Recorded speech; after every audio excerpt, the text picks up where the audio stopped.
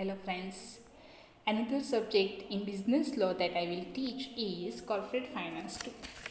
In corporate finance 2, we will discuss the total unit 5, and in that particular unit the conservation of corporate finance, in which we will learn certain topics like regulation by disclosure, control on payment of dividends, managerial remuneration, payment of commissions and brokerage, intercorporate loans and investment, buyback of shares, that is payback of share, other corporate spending. In second unit, we will learn need for the credit protection, rights, how the creditors will be protected, એટલે કે creditors કેવી રીતે protect થશે. For that purpose, what the law will take steps.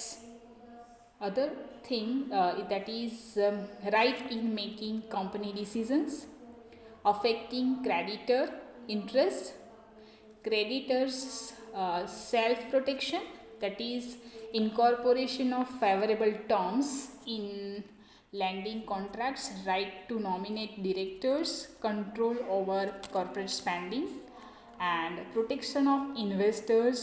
There are various points in which we will learn individual shareholder rights, corporate membership right, derivative actions, qualified membership rights, conversion, consolidation and reorganization of shares, transfer and transmission of securities, dematerialization of securities, corporate fundraising, that is by way of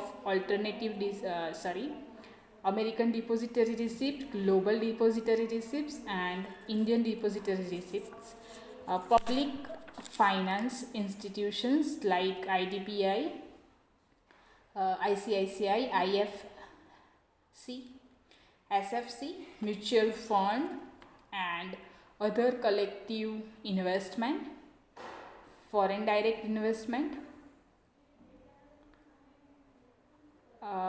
and NRI investment, investment monetary fund, World Bank, role of World Bank, administrative regulation of corporate finance, that is inspection of accounts, SEBI, then central government control of Reserve Bank of India, control by the registrar of the company.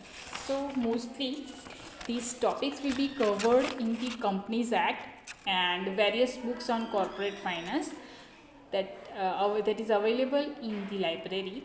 We will also take the note of it from the internet and other blogs also. Okay, so we will discuss about these points in second session. So this is the syllabus, and assignment has to be given for semester 2 in corporate finance 2. Thank you.